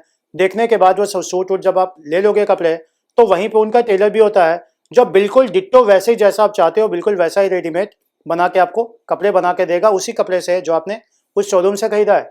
उन्होंने साथ में टेलरिंग शॉप भी इंक्लूड कर दिया, अदर देन क्लोथ्स। कपड़े भी वहीं खरीदिए और वहीं पे सिलवा लीजिए। मार्केट से वो डेफिनेटली 400, 500, 2000 रुपये ज़्यादा भी हो सकता है, बट आपको सेटिस्फैक्शन लेवल जो है वो आपको वही मिलेगा कि आपने अगर पुतला देखा कि ये लड़के ने बिल्कुल ऐसे ही पहना हुआ है, मुझे बिल्कुल यही चाहिए, तो बिल्कुल वैसे ही बन जाएगा। तो रेमंड्स में कुछ नहीं किया, उन्होंने मैन्युफैक्चरिंग प्रोसेस कि कैसे ट्रेंड टेलर्स को उन्होंने वहाँ पे अडॉप्ट किया और प्रोडक्ट बिल्कुल वैसे बनने लगा जैसा कस्टमर को चाहिए, जैसा उनका टेस्ट होना चाहिए। Next, business format franchisee. Business format franchisee का मतलब क्या था, जैसा मैंने पीछे बताया, बिजनेस फॉर्मेट में कॉन्सेप्ट वही होना चाहिए। केएफसी में कुछ भी स्पेशल नहीं है।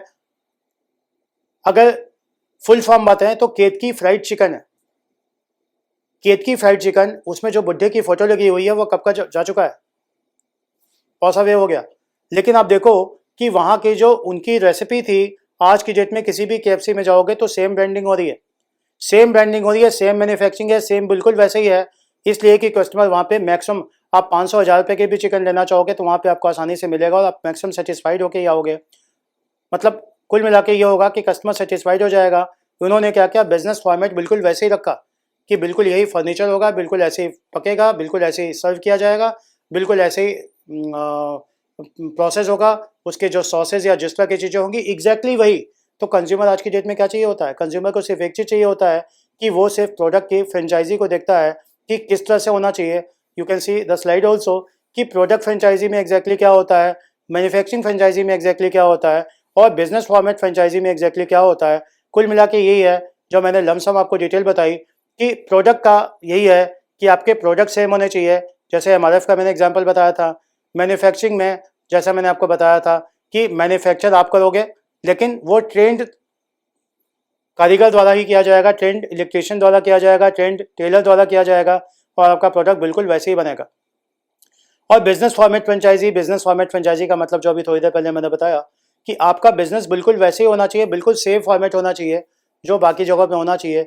जैसे मैंने स्टार्टिंग में बताया था आपको रायन और डीपीएस का, रायन और डीपीएस में अब देखो यूनिफॉर्म बिल्कुल वही है, ठीक, उनका जो ओवर लुक वो सारी चीज़ें बिल्कुल वही हैं, उनके जो बसेस हैं बिल्कुल वही हैं, उनका जो सिलेबस है सीबीएसई बोर्ड का बिल्कुल वही है, टीचर्स लगभग सेम पढ़ाई होती है। उनका जब फेयरवेल होता है तो 3-4 ब्रांचेस को मिला के दिल्ली एनसीआर में एक ब्रांचेस में उनका फेयरवेल होता है। तो कुल मिला के क्या है कि एक उन्होंने फॉर्मेट चेंज कर दिया कि यही मेरा फॉर्मेट है, मेरी ब्रांडिंग इसी फॉर्मेट से ही होगी। और अगर आप बिजनेस फॉर्मेट को सेम रखोगे तो कभी ना कभी आपको सक्सेस ज़रूर मिलेगी। जैसा मैंने एग्जांपल अभी आपको अंडे वाला भी बताया था कि उन्होंने छोटे से अंडे की दुकान से फार्मिंग ओपन कर ली। तो क्या है, ये सिर्फ एक ही चीज़ है कि आप अपने बिजनेस की किस ढंग से डेवलप करना चाहते हैं। So franchise is also important part of developing your business into conversion into small scale industry to large scale industry. अगर मैं बात करता हूँ कंक्लूजन की, तो देखिए कंक्लूजन का सिंपल सा एग्जांपल है, आप स्लाइड पे भी देख सकते हैं। मैकडॉनल्ड एक अकेला एग्जांपल है।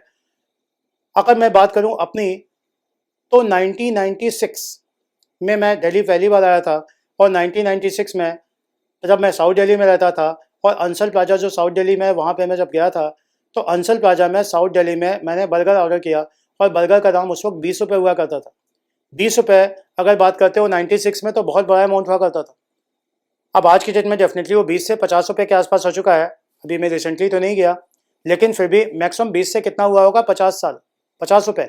लेकिन अगर आप बात करते हैं 96 से 2023, तो ये 26-27-28 साल में क्या रेट इतना ही बढ़ा कि 20 रुपये से जस्ट डबल से थोड़ा सा ज़्यादा हो सकता है, वो 40-42 रुपये का ही हो, क्योंकि मैं रिसेंटली वहाँ नहीं गया। बट कॉन्सेप्ट है कि सबसे इंपॉर्टेंट क्या था, उन्होंने रेसिपी वही रखी, उन्होंने जो उसकी क्वांटिटी थी बिल्कुल वही रखी, सेम बन यूज़ किया, सेम टमाटर, सब कुछ वही, प्रिपरेशन बिल्कुल वही थी। और आज की डेट में मार्केट में उनका बिजनेस कितना ग्रो हो चुका है, इतना ज़्यादा ग्रो हो चुका है।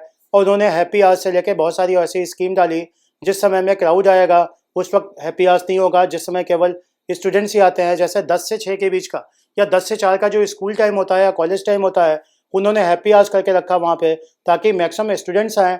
और स्टूडेंट्स आएंगे तो उनको बहुत महंगी चीज़ें, पनीर सालसा से लेके चीज़ें वो ऑर्डर नहीं करेंगे। वो ऑर्डर क्या करेंगे, फ्रेंच फ्राई, वो 10 रुपये वाली आइसक्रीम ऑर्डर करेंगे और वो बर्गर ऑर्डर करेंगे। तो मैक्सिमम वो कंज्यूम कराओ उनसे। भाई पर पीस आपकी मार्जिन 50 पैसे या 1 रुपये ही होगी, लेकिन आपका मार्जिन जो बिजनेस होगा वो बहुत तेज़ी से ग्रो कर जाएगा। सो अल्टीमेटली कंक्लूजन अगर आप कहो तो मैं आपको सिंपल सा एग्जांपल बताऊंगा कि आप बिजनेस में चाहे फ्रेंचाइजी मॉडल अडॉप्ट करो, चाहे आप डीलरशिप या एजेंसी मॉडल अडॉप्ट करो, आपके बिजनेस को ग्रो करने के लिए अल्टीमेटली ये सारे कॉन्सेप्ट जो मैंने पिछले पॉइंट में बताए, आपको उसे सारी फॉलो करना है, जिससे आपका बिजनेस होगा वो एक समय में इतना ज़्यादा डेवलप कर जाएगा कि लाइफ में वो सारी चीज़ें आपको मिलनी स्टार्ट हो जाएंगी जो आप बिजनेस स्टार्ट करते वक्त सोचा भी नहीं होगा। Profit maximization will be possible only when ever you are going to give certain satisfaction to your customer. ये गांठ बांध लीजिए कि कस्टमर जब तक सेटिस्फाइड नहीं होगा तब तक आपको मैक्सिमम प्रॉफिट नहीं मिलेगी। अब कस्टमर सेटिस्फैक्शन के लिए आपको ये 3-4 पॉइंट्स हैं जिसको आपको फॉलो करना है, और अगर आप वो फॉलो करेंगे तो लाइफ में कभी भी पीछे नहीं आएंगे, आपका बिजनेस लगातार ग्रो करता जाएगा। और इसीलिए आपका बिजनेस स्मॉल स्केल इंडस्ट्री से लार्ज स्केल इंडस्ट्री पे कन्वर्ट हो जाएगा। डिपेंड करता है कि मार्केट में वो सारी चीज़ें आप कस्टमर के टेस्ट, नेचर और जो प्रेफरेंस जैसी उनकी मान्यता है कि मुझे यही चाहिए, तो आपको वो सारी चीज़ें बनानी पड़ेगी। और अगर आप ये सारी चीज़ें करोगे तो बहुत सारे ऐसे एग्जाम्पल मैं दे सकता हूँ जिसमें उन्होंने मार्केट को, ट्रेंड को समझा, और मार्केट में ट्रेंड को समझने के बाद उन्होंने सारी चीज़ें अडॉप्ट कर दी। मैं एग्जाम्पल मारुति पेंट की बात कर सकता हूँ, मैं एशियन पेंट की बात कर सकता हूँ, मैं शूज़ की बात कर सकता हूँ, मैं स्कूल बैग की बात कर सकता हूँ, मैं ज्योमेट्री बॉक्स की बात कर सकता हूँ, मैं टीवी सेट्स की बात कर सकता हूँ, वॉशिंग मशीन की बात कर सकता हूँ, लैपटॉप की बात कर सकता हूँ। कि आप मार्केट में देखिए कि उन्होंने क्या किया, उन्होंने मार्केट के टेंडेंसी को समझा कि आज की डेट में क्या चाहिए, आज की डेट में जो चीज़ें चाहिए, अगर उन्होंने अडॉप्ट करना स्टार्ट कर दिया तो एप्पल आपके सामने एग्जांपल है कि लोग लाख लाख रुपए के फ़ोन खरीदने को तैयार हैं, क्योंकि कस्टमर को आज की डेट में टाइम नहीं है, पैसे अडाप्ट हैं। आप उनसे अगर पैसे चाहते हो, कस्टमर को सेटिस्फाई करना चाहते हो, तो these are the various example जिससे आप अपने मार्केट में टेस्ट और प्रेफरेंस को अडॉप्ट करके मार्केट में वो सारी चीज़ें ऐसे कर सकते हो जिससे आपका small scale industry large scale industry में कुछ सालों में बड़ी आसानी से कन्वर्ट हो सकता है। होप सो ये वीडियो आपको काफ़ी पसंद आया होगा। फ्रेंचाइजी मॉडल और एजेंसी मॉडल कुछ ऐसे टॉप ब्रांड थे जो मार्केट में आजकल बहुत तेज़ी से चल रहे हैं। अपने बिजनेस को ग्रो करने के लिए अगर आप फ्रेंचाइजी या एजेंसी मॉडल अडॉप्ट करते हो तो आपका बिजनेस स्मॉल स्केल से लार्ज स्केल में बड़ी आसानी से 2-3 सालों में कन्वर्ट हो जाएगा। सो माइट बी ये वीडियोज़ आपको पसंद आया होगा। If you are having any question, so आप डेफिनेटली मेरे से क्वेश्चन पूछ सकते हैं। Thank you so much.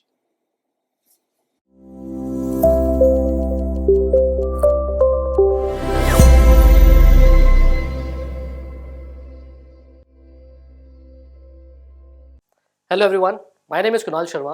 और अगर आप भी कोई बिजनेस स्टार्ट करने का सोच रहे हैं तो मैं आपके सामने लेके आया हूँ एक ऐसी ही इंडस्ट्री जो कि बहुत ज़्यादा पोटेंशियल रखती है अपकमिंग फ्यूचर में।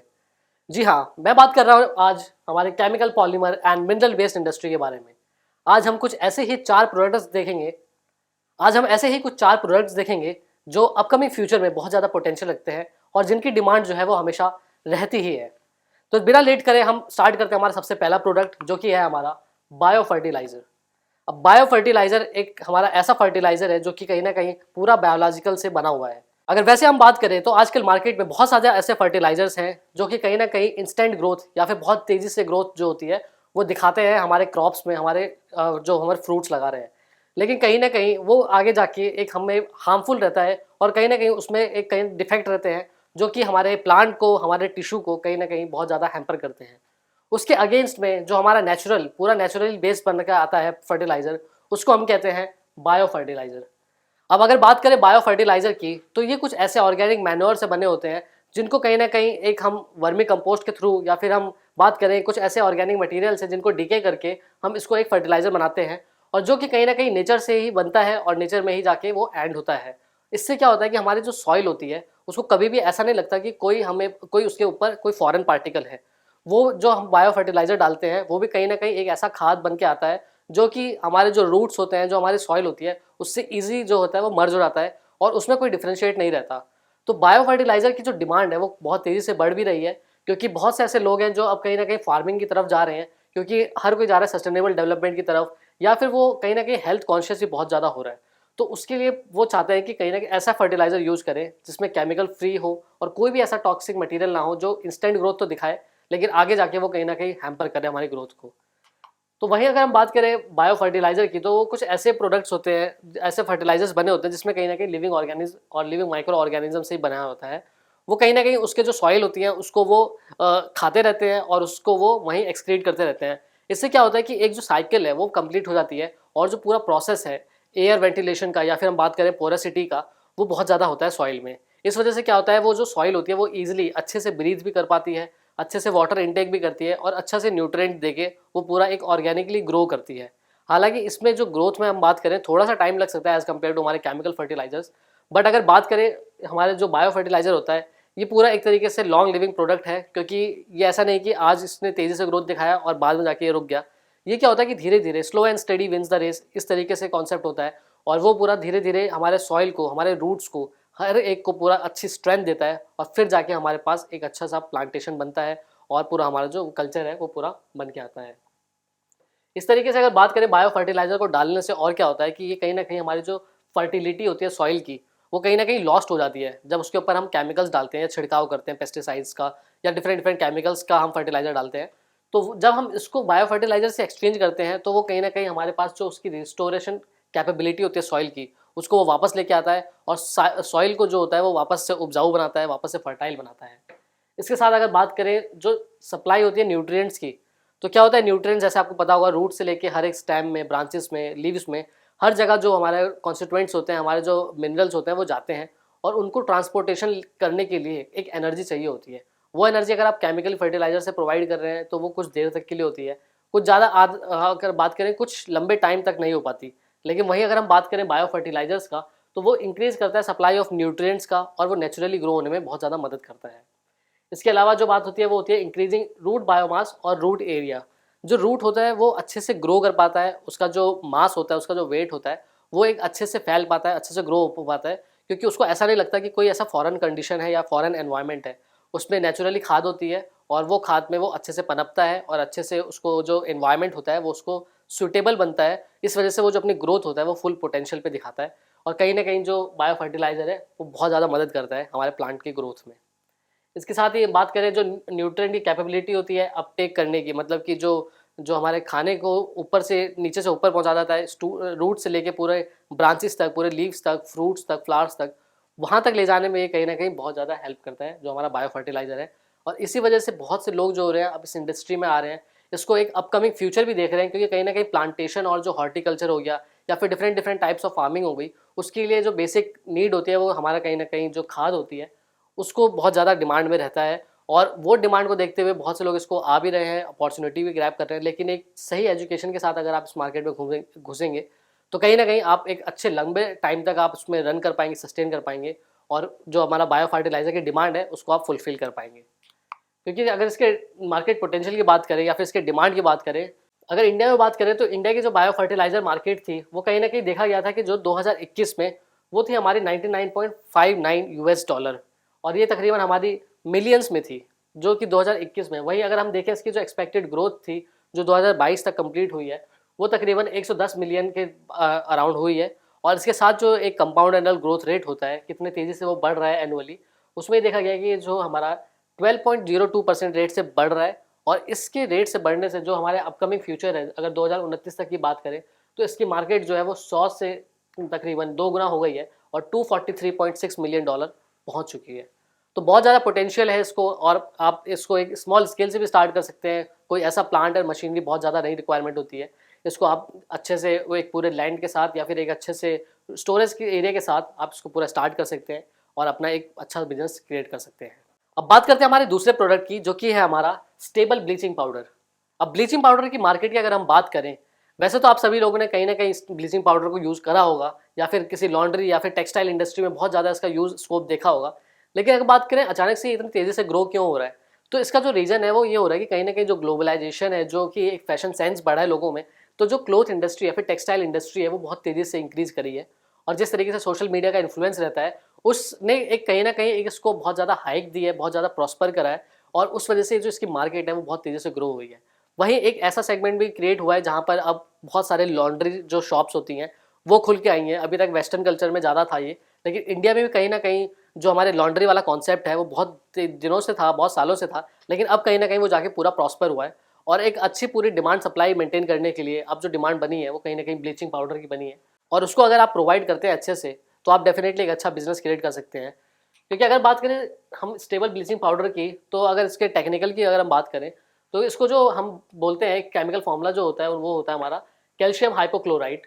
और ये कहीं ना कहीं वाइडली बहुत ज़्यादा यूज़ करा जाता है केमिकल, जब भी हमें साफ़ सफाई करनी होती है या टेक्सटाइल इंडस्ट्री में, और वहाँ पर इसका बहुत ज़्यादा स्कोप होता है।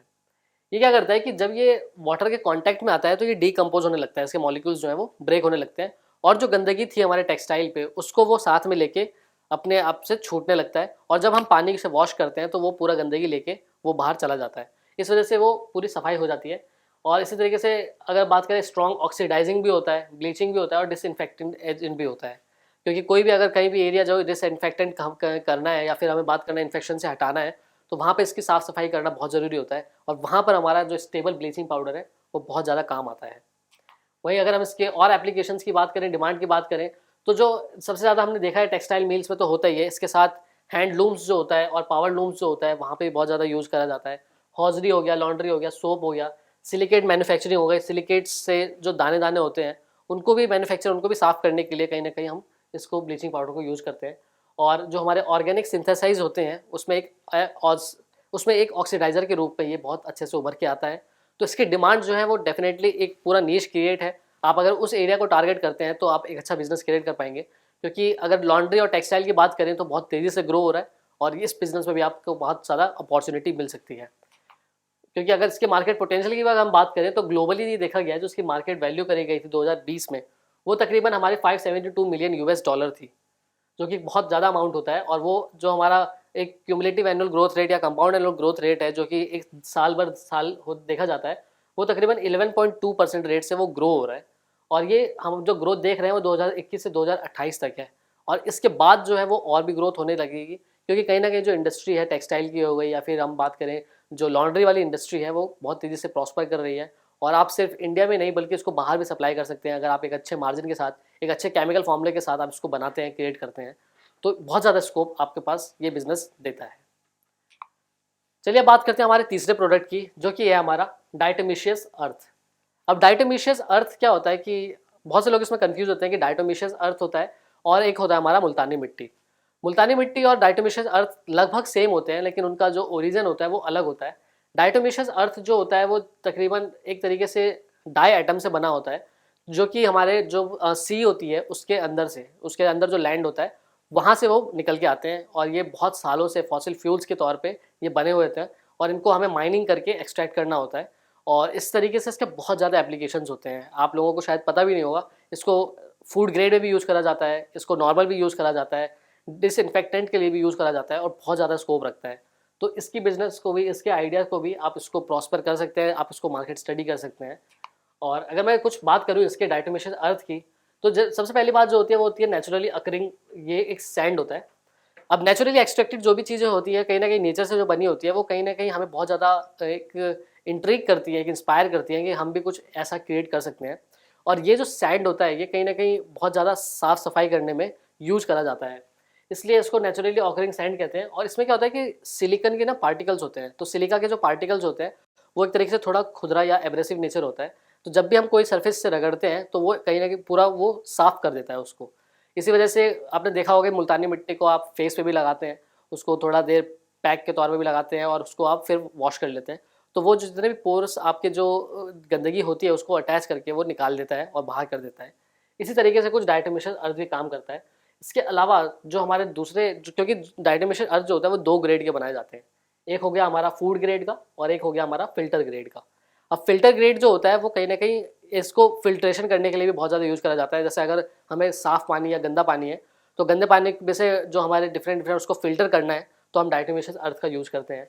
और जो बहुत ज़्यादा यूज करा जाता है उसका वो कहीं ना कहीं इसको इंसेक्ट्स को किल करने के लिए करा जाता है, क्योंकि वो क्या करते हैं, जो डिहाइड्रेशन वाली एक प्रॉपर्टी होती है उसको जो इंसेक्ट होते हैं उसके जो पानी होता है उसको पूरा वो निचोड़ लेते हैं, क्योंकि ये एब्जॉर्ब करते हैं पानी।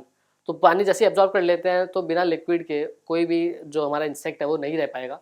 इस वजह से वो क्या होता है, इंसेक्ट को किल कर देता है। जैसे छोटे मोटे कॉकरोच हो गए, फ्लाइज हो गई, उन सबको भी ये अच्छे से किल कर लेता है और बहुत ज़्यादा इसके यूज होते हैं। वहीं इसके मार्केट पोटेंशियल की बात करें तो ग्लोबली इसका जो वैल्यूएशन करा गया था वो तकरीबन 1022.7 मिलियन था, जो कि हमने देखा 2017 में। और जो इसका 2028 तक जो इसकी मार्केट वैल्यूएट करी गई है, जो फोरकास्टेड करी गई है, वो तकरीबन हमारी 1377.72 मिलियन यूएस डॉलर पहुंच चुकी है, जो कि एक कंपाउंड एनुअल ग्रोथ रेट से बढ़ रहा है, जिसका परसेंटेज है वो है 3.95% के अराउंड।